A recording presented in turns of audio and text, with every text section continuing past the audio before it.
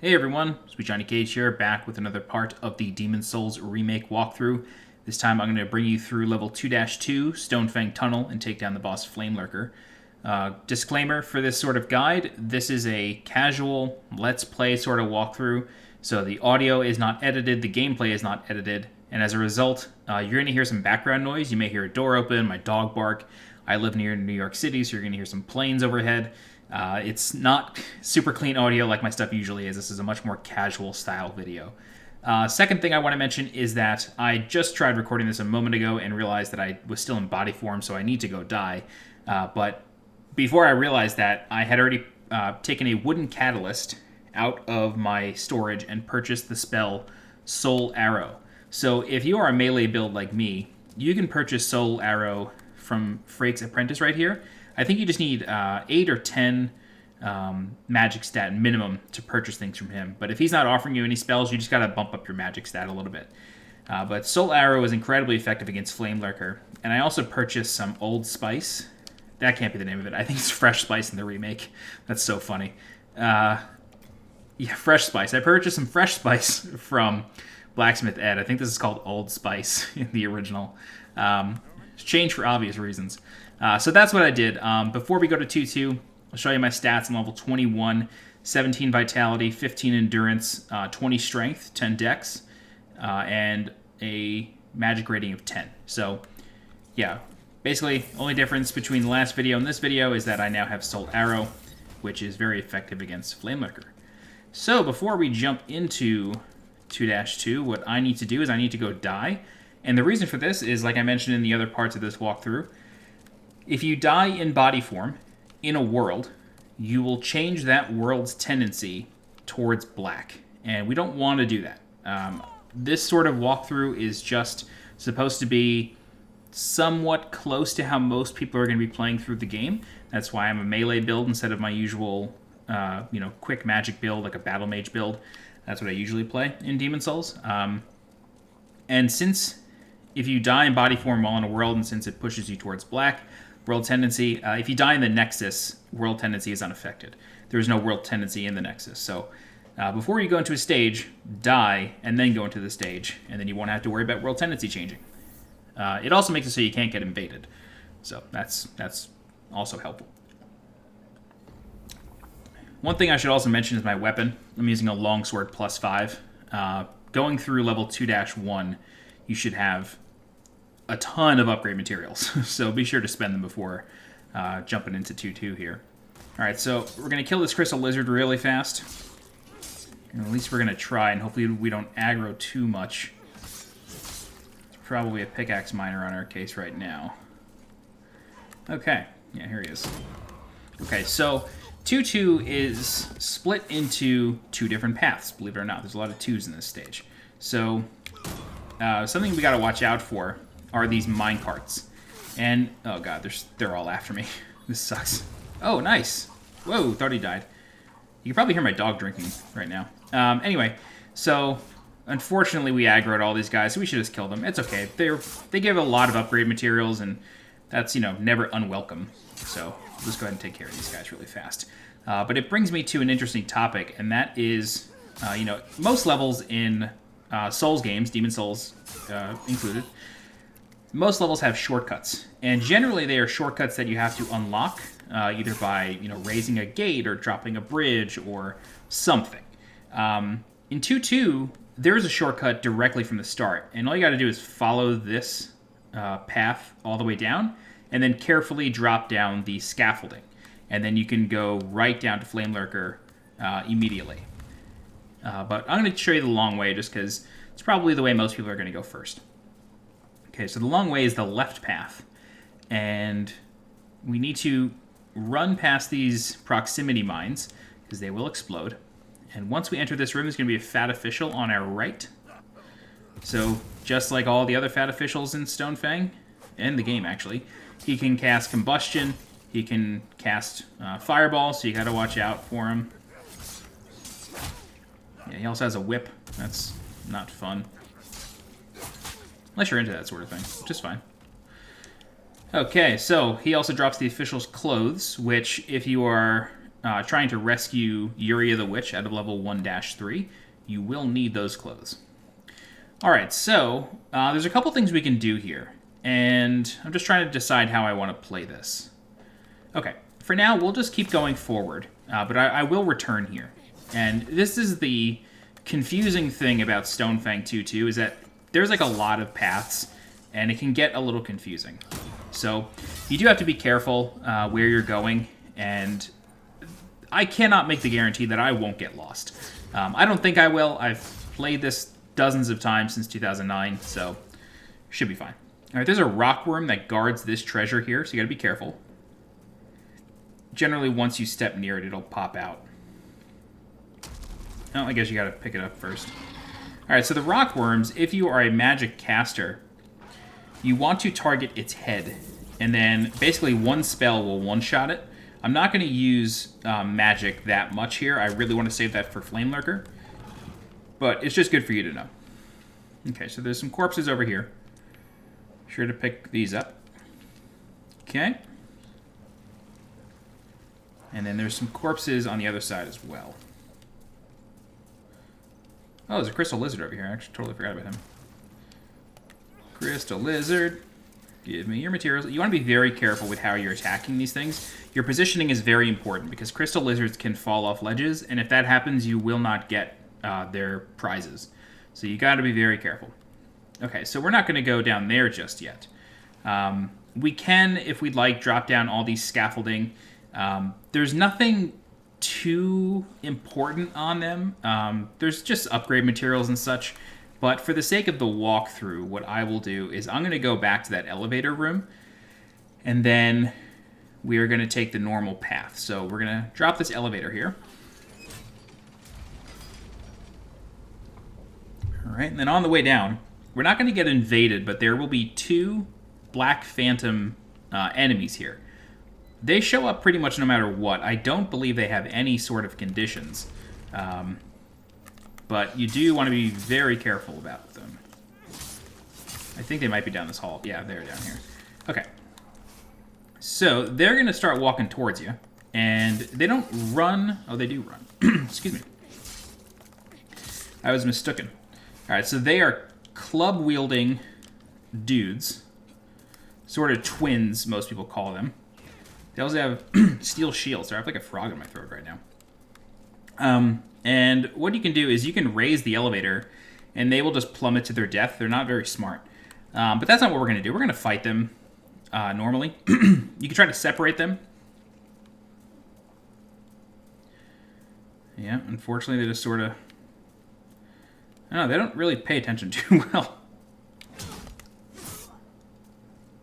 Alright, the second one is probably close. Yeah, he woke up.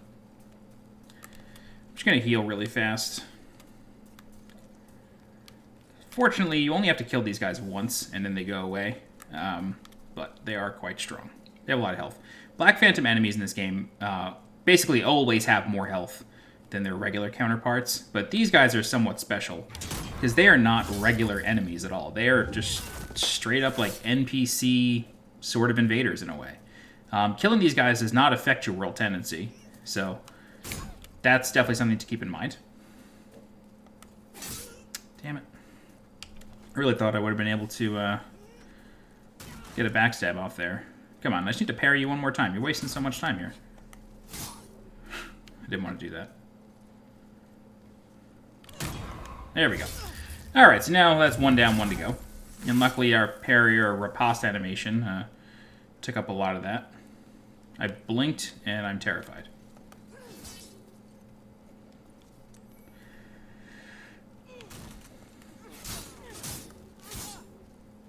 So we got a Black Eye Stone. Whoa! He hit me with a forward R2. Wow. I've never seen him do that before. That was crazy. So the Black Eye Stone that just dropped can be used to invade other worlds. Oh my god, that was awful. You can use that to invade other worlds. I think the first time you kill a Black Phantom enemy, that will drop. That's sort of guaranteed. So if this is your first Black Phantom kill, which it probably is, that will drop. We also got a Stone of Ephemeral Eyes. Those are, of course, used to turn yourself human. So we're going to go down here, and I'm almost positive that this path is all crystal lizards. It's like a crystal lizard cave. Yeah, so basically, if you need upgrade materials, you should come here. It's really, like, it's the place to be. There's just crystal lizards everywhere. Unfortunately, though, you have to be very quick. Otherwise, they disappear. So, yeah, that's sort of the drawback of this room, but there's always crystal lizards around. There's also a treasure up here. You can just follow this little path right here. Oh, God. Yeah, I had a feeling that was going to happen. I saw that little opening and said to myself, you're going to fall. You're going to fall. Make sure you roll. And I didn't. So we could just follow this path right here. Great. All right. Cool. So pure hardstone, pure sharpstone. You need the pure of any stone in order to level your weapon to +10. So very important that you get the pure stuff. The good from Colombia. Take a quick drink here. Okay, so with the twins down, now we can proceed through the rest of the level. This cavern here does have some miners, but it also has some proximity bombs that you do need to be mindful of. So there's 3 in this room right here. And there is a miner, I think around a sharp left turn coming up right here. Yeah, look for trap. Oh, I think it's a proximity mine, actually. So we just gotta run. Yeah. So whenever you see those mines, you really just gotta run. That's the trick to those. There he is. Here's the miner I thought was in here. Ugh. Oh, God. That did not go how I wanted it to. Okay. I really love the animation of riposting with a one-handed... Oh, he is not dead. You have 1 health left. 3 health left. I really love the new riposte animations for the one-handed swords. It's really, really good. It's a strong animation. Okay, so clear stone shard, hard stone, and a large hard stone shard. Great. So that's some good upgrade materials. I don't think that'll bring us to +6 or anything, so there's really no reason to warp out. Alright. Go through the fog wall.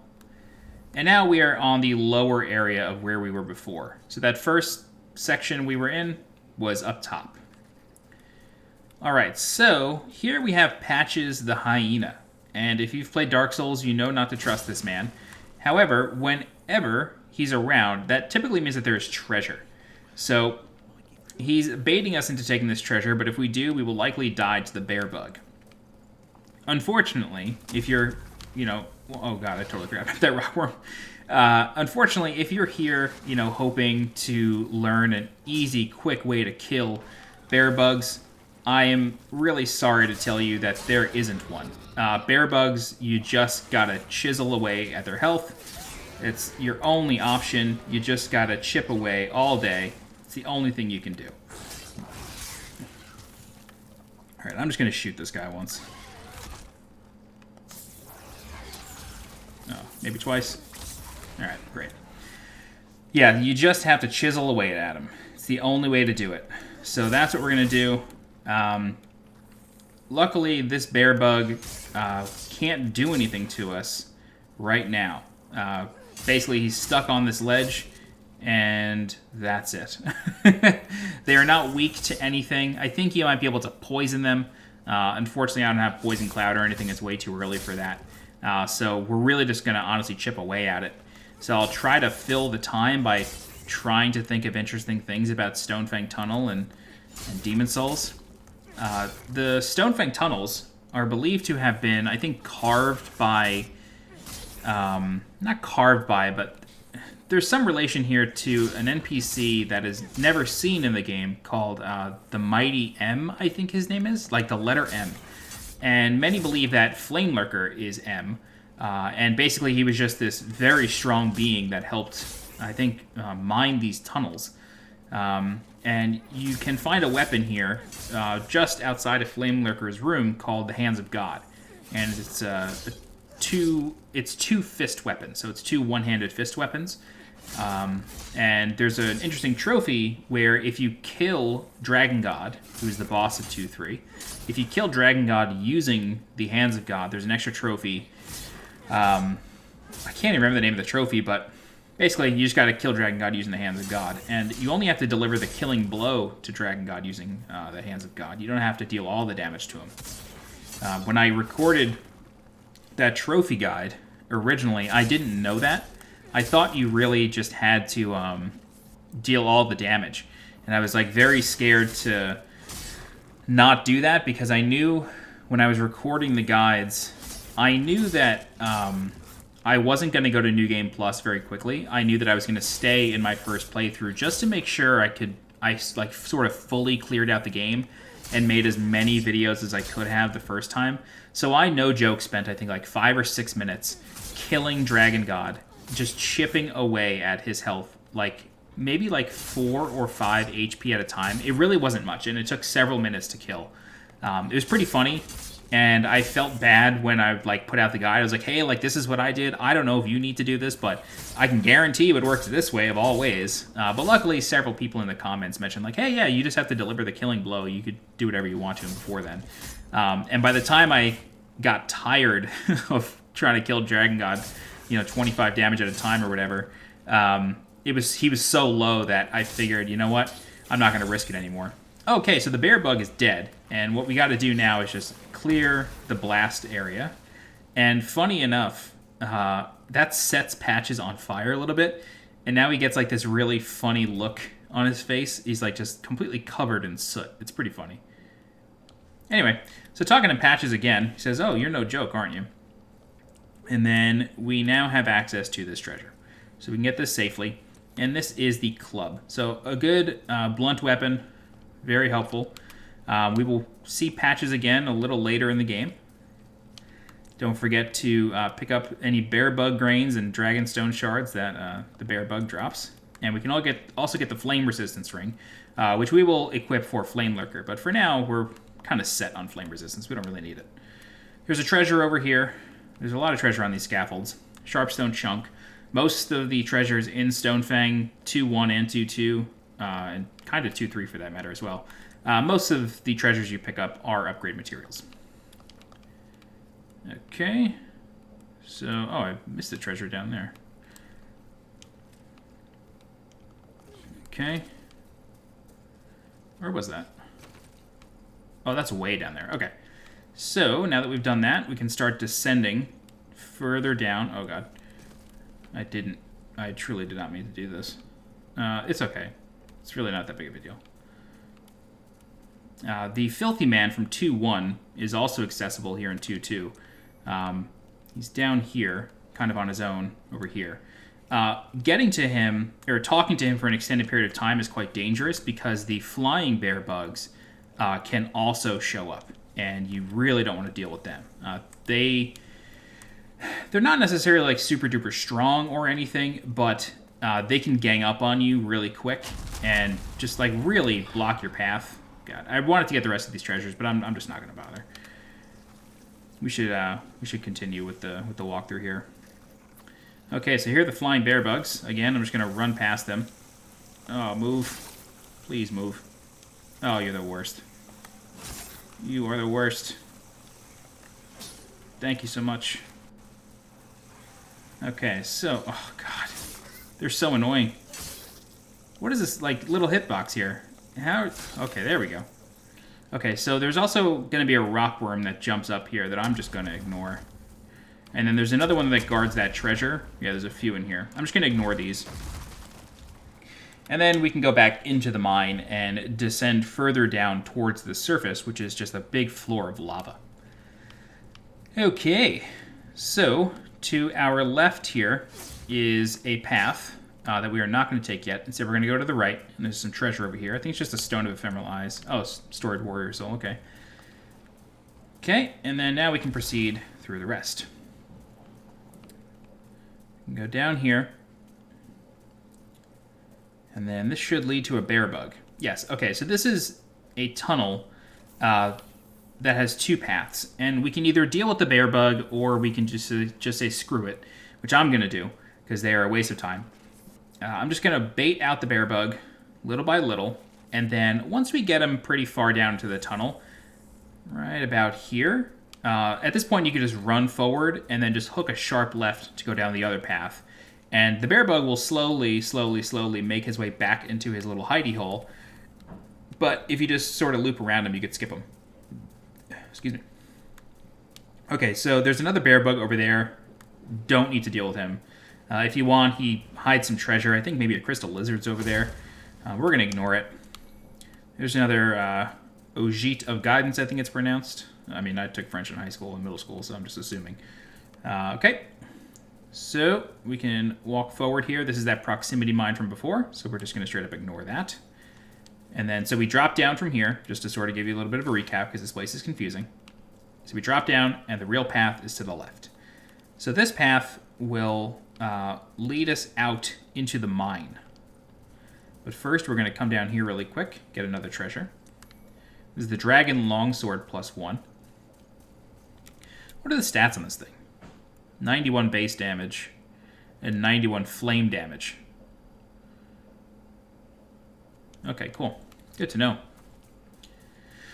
All right, so here in the surface, I'm going to ignore everything and just hug the right wall and keep running because it's just bear bugs and flying bear bugs. It's just a pointless, dumb area. I shouldn't say that. I really shouldn't say that. It's not dumb, it's not pointless. There's plenty of stuff down there, including the newly added Burrower set.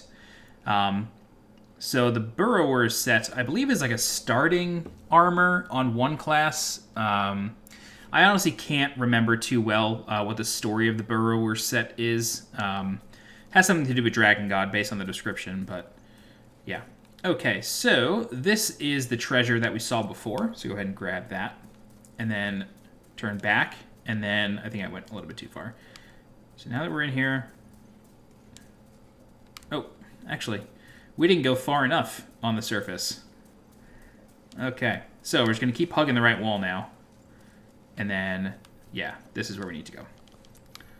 Pick this up and then head in. Okay, great. So we are very close to the boss, believe it or not. Don't bother down that path. It's just another bear bug.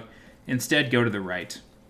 And as long as you start going down a really long tunnel, you should start to, like, go inside. It feels like you're going inside of a dragon. There's, like, this rib cage right here. And then more bones over here. And then a scaffolding here. This is the correct area.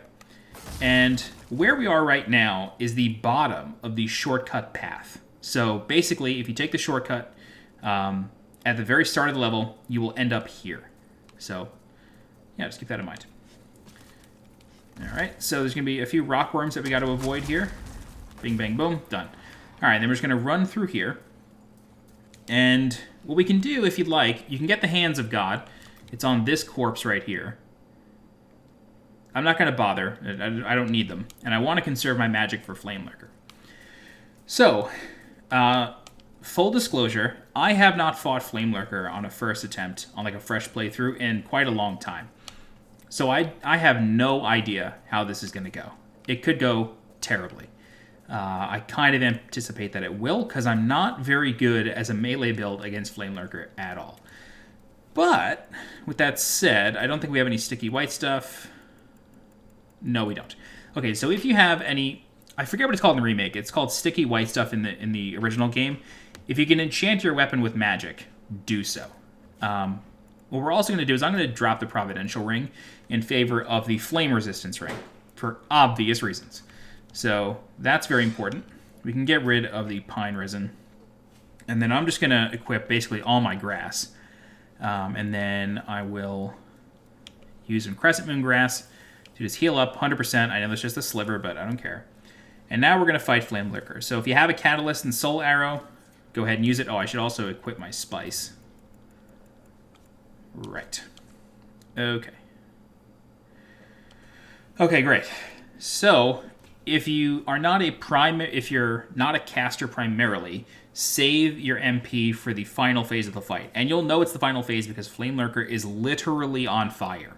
So, we will know when we get there. And it's just a hard fight. I'll try to explain as we go. But the trick is to basically just go in and out, get 1 or 2 hits, and back up. Oh, God. Oh, man. That sucks. Okay, it's actually not that bad because now I get to show you the shortcut path. So, sorry that I died. You know, it does happen. But now I can show you the shortcut path.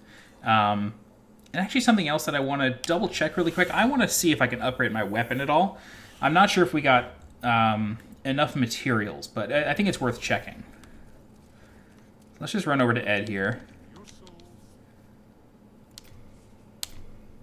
Hey, we did. Okay, I just need a few souls. That's nice. Okay. I can't even tell how I died there. I'm not really sure exactly what I did wrong. I think I might have just been... maybe I rolled or something? I can't really remember. Alright, let's repair really fast. And then let's upgrade. Okay, +6, great. That'll give us a bit more damage. And then we can maybe get just a couple spices. Okay, great. Alright, so let's go back to 2-2 really fast. And then let's go ahead and take the shortcut path, and I'll show you the proper way to go down.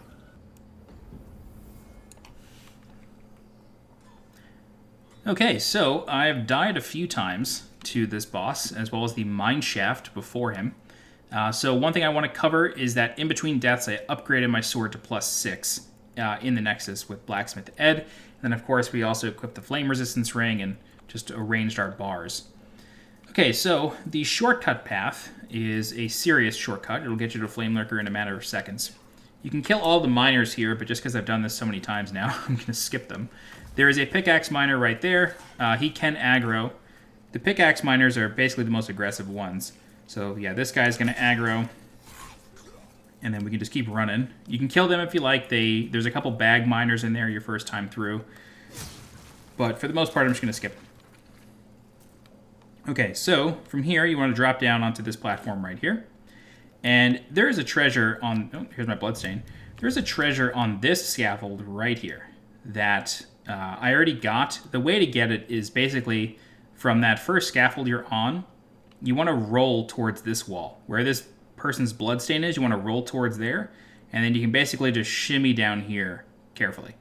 The issue with this piece of scaffold right here is that getting off of it is quite a challenge. You want to basically roll into this wall, and then you're going to slide down right here, basically. It's risky, and it's not worth it. It's just a soul. It's really a trap. It's not worth it at all. Okay, so once we're back here, we can drop here to this note, and then instead of going towards the that sort of alcove right there, which we will go to, instead you want to drop here. And there's a treasure on this scaffold right here, and this is the plague resistance ring right here. So another way to do that is to just sort of casually drop onto that platform right there, or just drop right here. But the plague resistance ring is right here. Okay, and then we can just carefully walk along this beam, and then there's another treasure on that corpse right there. We will skip that for now. And in this alcove here, there's a couple of crystal lizards, and as long as you come at them sort of in an arcing angle, they will both go to the same place. However, if they separate, that's okay. You can just alternate killing them back and forth, and then that will ensure that their despawn timer is constantly getting reset. So that's one way to deal with them. Okay, so they drop some good stuff. And if you come here in pure White World Tendency, there will be an NPC named Scrivier the Wanderer. I have a guide for his questline. Basically, he wants you to go find the Dragon Bone Smasher, which is in Dragon God's boss room. And if you have pure White World Tendency, you can pick it up. Otherwise, you can't. So Scrivier is kind of the hint that, hey, something has changed in this world. You should go find it. And then, of course, if you come in pure Black World Tendency, Scrivier's Black Phantom will be here for you to kill. And killing the Black Phantom rewards the Talisman of Beasts, which allows you to cast both spells and miracles using the same talisman.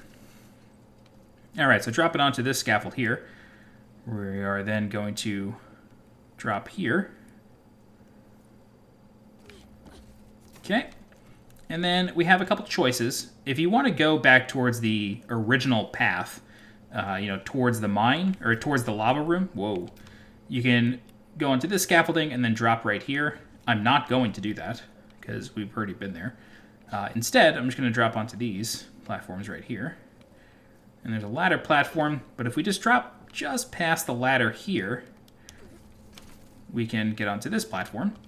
Loot this corpse for an unknown hero soul. And then this ladder will bring us towards basically a drop point to go into that tunnel again. But we're not gonna.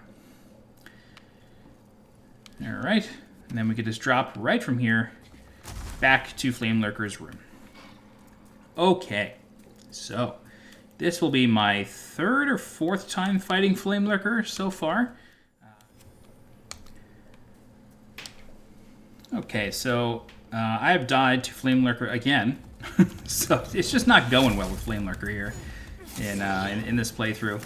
He's never easy for me, especially as a melee build. It just doesn't work out for me. He's always hard. He's just always a menace, and that's Flamelurker. You know what I mean? Like, I'm the one sitting here making guides, and you know, I try to give people as much knowledge, but sometimes some boss is just a menace, and it's gonna take some attempts. So he has this leap that I'm surprised he did there. Usually he waits. God, I'm in a really bad position here. Hopefully he'll back up now. Of course not. How would he back up? Alright, so basically the melee strategy is you want to chip away at him little by little. And this is a good strategy for the vast majority of the fight. However, once he's at about 20% health, he gets unbelievably aggressive. And then it becomes a lot harder. So you got to be very careful when he's low on health. And that's when you want to take out, you know, any magic you have, or even enchant your weapon with sticky white stuff. That's when you want to do that. This way you can end the fight as fast as possible. You don't necessarily want to change up and, like, you know, you yourself become aggressive. That's not what you want to do, but you just want to be, you want to try to do as much damage as possible per hit. This way you can end the fight faster.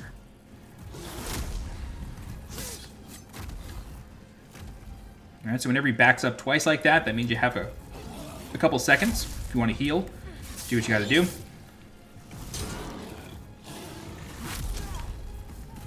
God. Sort of broke my own rule there, and I two-handed my blade, and then that allowed me to do a little bit more damage, but it sacrificed a lot more stamina, which is not worth. So, yeah, you really just got to know yourself, know your character, and just do what you can to try to get him off you and try to get out of dodge. I recommend trying to fight him in the middle of the room. Unless you need to heal and he's just, you know, again, being a menace, then you want to put some space in between you and the boss using the pillars.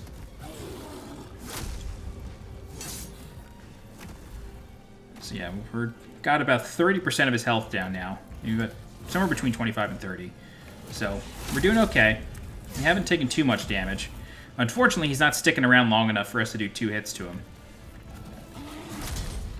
Oof, that was, I should not have hit him there.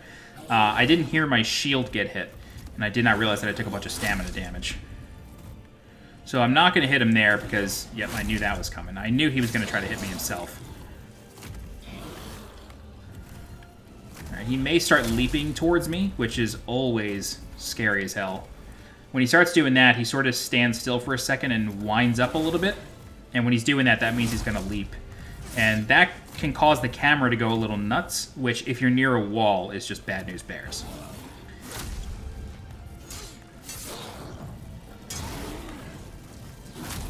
Ugh.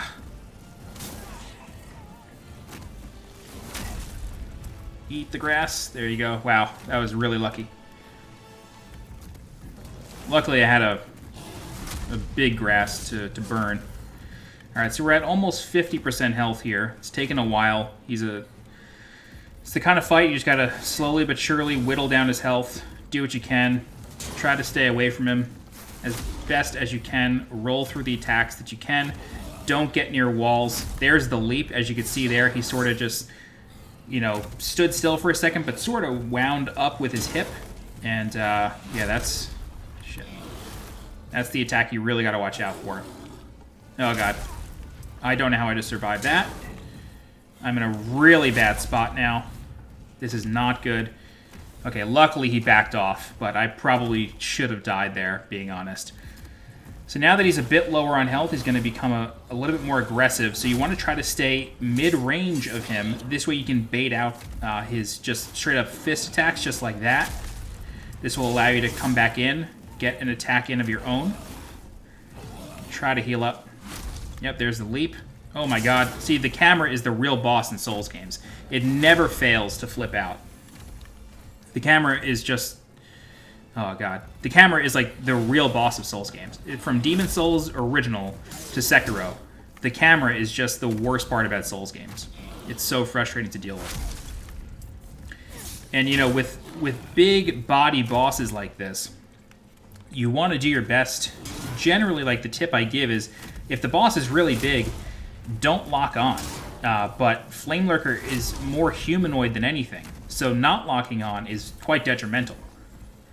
Alright, so yeah, he's below 50%, so now he's just very, very aggressive. So you gotta be very careful. Try to implement the same strategy, but chances are he's gonna counterattack a lot more often. So it's almost time to bust out magic, I think. Try to get a few more slams out of him. Yep, there we go. He's probably gonna counterattack off of that. Yep.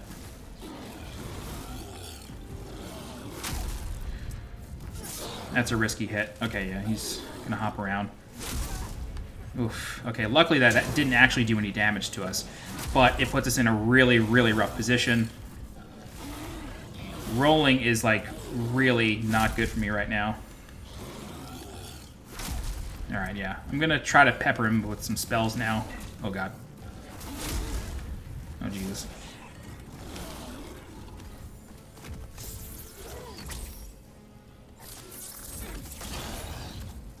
As you can see, spells are doing about 96 damage per hit, which is good damage, but it's just... it's kind of tough to hit him with more than one at a time. Wow, I don't understand how that just worked.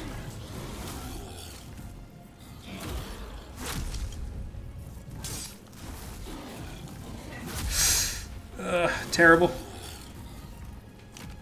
Alright, luckily he backed off. Maybe he'll charge at me, and then I can just hit him straight up with some spells. Oh man, I'm rolling so early.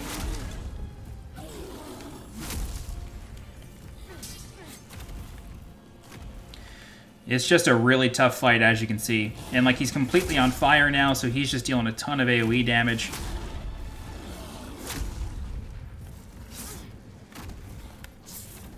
Hopefully he doesn't bounce to the side.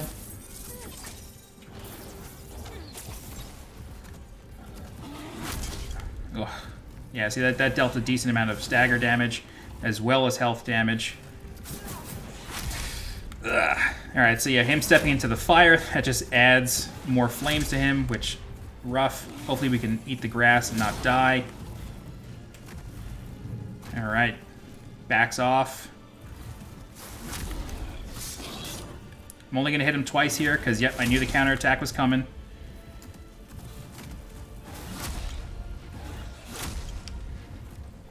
It's a risky grass right there. Yeah. This is risky as well. Roll towards him just to try to get as far away as possible. That was a shield hit, so now's not a good time to counterattack. Just going to take out my catalyst, try to pepper him with a couple spells. That was a shield hit. Don't counterattack on shield hits. I don't know how I just avoided that. I feel like if I avoided that, I have to kill him now. Like, this has to be the end. Oof. Somehow able to get my shield out in time. Oh my good lord in heaven, hallowed be his name. I'm not religious, but I just say that sometimes. Oh god. Yeah, he's just so aggressive right now. This is the time where Flamelurker just... That was a greedy swing right there. Don't ever do that. Hopefully I can spice up. Roll again. Oh my good lord. Eat. Oh my god, I just started swinging for the heavens there. I don't ever recommend it, but we killed him. Oh my god. Flamelurker is the worst. He's not the worst boss. He's a perfectly fine boss, but he's just really hard. And I hope that, you know, in a tutorial of somebody who has put up like 40-something guides for this game, you realize how hard this boss can be, even for somebody, I don't want to say somebody like me, but just anybody. He's a hard boss. Don't feel bad that, like, you watch a walkthrough or a guide for a boss and, like, you know, that person in a 5-minute video just kills him right away. chances are there are a lot of attempts that go into it. No joke, I think it was the 4th time I fought him, and I died like 6 times getting to him, so he's really, really hard. Anywho, so don't forget to loot the corpses in his room. There's a couple that are hidden near the stairs, so you want to make sure to get those. I think they're on the left. Yep, there's one right here. Okay, and then I think there's another one tucked in here. No. Okay. All right, so we're going to grab the Archstone, but we are not necessarily done. So, touching the Archstone, we get the Searing Demon Soul. And instead of going straight to the Nexus and, you know, just leveling up our weapons or whatever, let's go back to 2.1. And in 2.1, you know, we opened up access to Blacksmith Ed.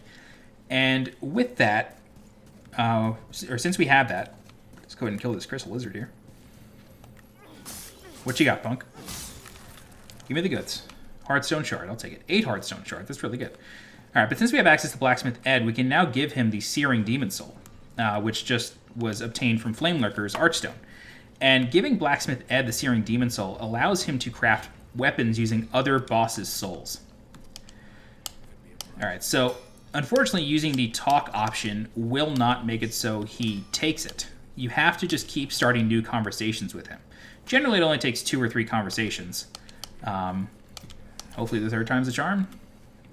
Mr. Ed. Yeah, sometimes he just doesn't take it. It's really weird. I don't get it sometimes. Okay, here we go. So once he says yes, that's the one, a Searing Demon Soul, he will then ask you for it.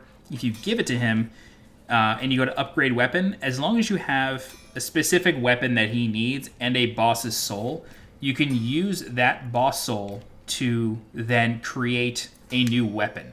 So for example, there is a sword called the Large Sword of Searching, and this sword increases your item discovery rate by a huge amount. It basically doubles it.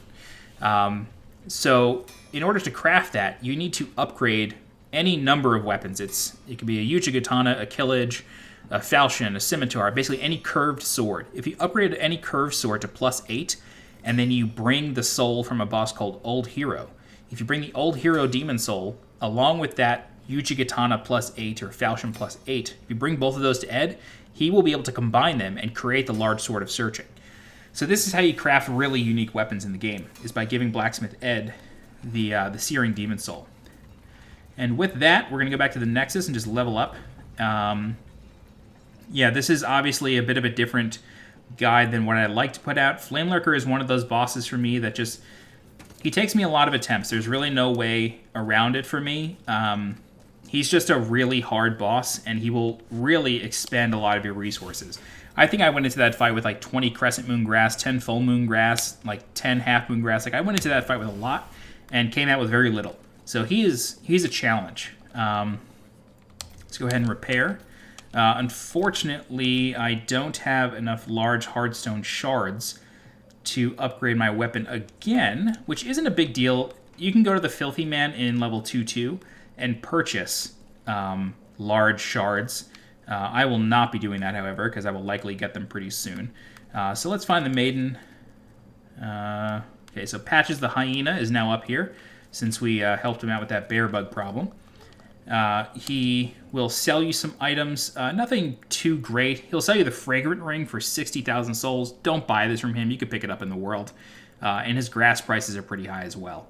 He does sell an important item, the Archstone Shard. This will teleport you back to the Nexus at no cost. So while, if you use a Nexial Binding, you can get transported back to the Nexus and lose all of your souls. But using an Archstone Shard, you keep your souls. That's one way to do it. Anyway, he appears as a vendor, like I said. And then we can talk to the Maiden, level up.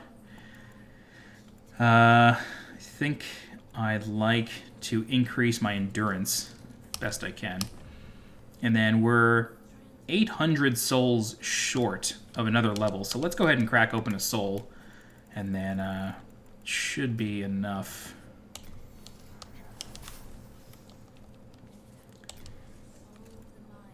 Yeah, okay. Increase our endurance. This will increase our stamina as well as our equipment load. which eventually, if we get it high enough, it'll increase it so we could do a quick roll with decent armor on. And then, of course, visit Stockpile Thomas, store anything that you don't need. You will likely have picked up a whole lot of stuff through your adventures in Stonefang. And don't forget that in the remake, and I think in the original as well, if I'm not mistaken, you don't need upgrade materials in your bags. You can have them with Stockpile Thomas, and both Blacksmiths Ed and Baldwin will be able to use them straight out of your storage. So you don't ever have to carry upgrade materials on you. But yeah, that's it. So we're going to end this part of the tutorial. The next thing we're going to do is the very quick level 2-3, which is Dragon God. It's a puzzle boss that can be done in a matter of minutes. So it's really not hard at all. And it won't be that different than my Dragon God boss guide. It's going to be the same thing. Most of the final levels of these worlds are just a boss, and that's it. So we'll still go through them in this fashion, though. But we're going to end here at level 27, and then we will continue in the next part with Dragon God. And that's it. If you have any questions, please feel free to leave a comment. I'll do my best to help you out. If you're looking for more guides for Demon's Souls Remake, subscribe to the channel so you get alerted when new guides go live. If you're interested in supporting the channel monetarily, please consider becoming a channel member by clicking the blue join button below this video. Don't forget to follow me on Twitter and on Twitch, and as always, I'm SweetJohnnyCage. Thanks so much for watching, and I'll see you next time. Bye-bye.